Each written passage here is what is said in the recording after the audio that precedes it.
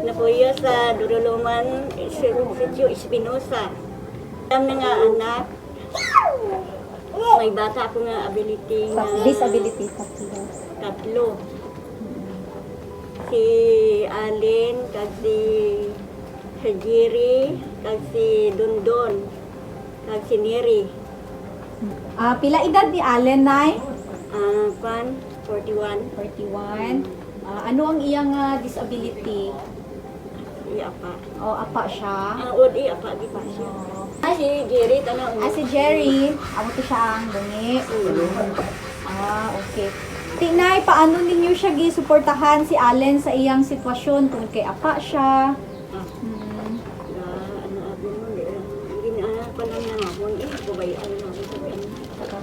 Ano gusto niya?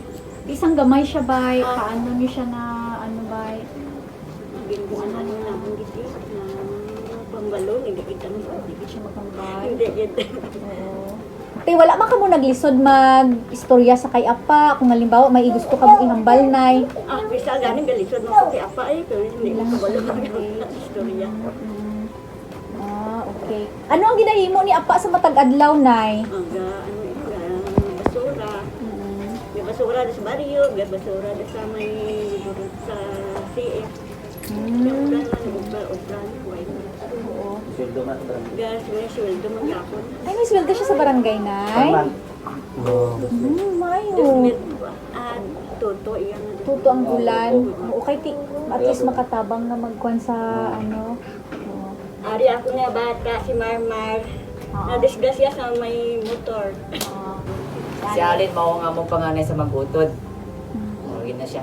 And then ang iyang naandan yun, ikan pasaon, ng basura yun. And then manguli ko plastic, mga lata. Then mo to yung source of sa mga source of income. And then plus may mga na po gihatag na ikan sa barangay. Na tistingan niyo ba nga gipaundang si Allen ka trabaho? Kapila na mo siya gipaundang. Dagan na kami tanang mga magutod. Bisa na mga auntie, ipaundang yun na siya. And then amo siya gisulayan. Gipatrabaho din sa bukid, pero di siya kalahutay yun. Mao po na iyang habit yun. Mamasura yun mo na yung Basura, kita na ganahan. hindi ka na mag-ipan. Di ano gihimo niyo ba para magundang siya? Daga may mga pamagi gibuhat. Gibuhat sa kong auntie, gipanglakang iya nga. Iyang bike para dagangin siya. And also ang pipila sa akong mga utod gibuhat kay lagi kanang ipauma. Pero hindi gid siya magundang. Ligid siya. Hindi kita na mag-ipan. Siguro kaya siya nalipay sa iyang trabaho. Ate kuya, kay amo ni ang imo tatlo ka utod, may mga disability. Paano ba ka nakatabang nga utod nila sa ila pod nga pang-adlaw-adlaw nga pagginahimo? Sa una pag tong lanas tatay, nagundang ko eskwela. Eskwela unta kog kalis unta pa. Kaso lang namatay man. Amo to nag-uli na ko dire. Dati Durluman paman ko.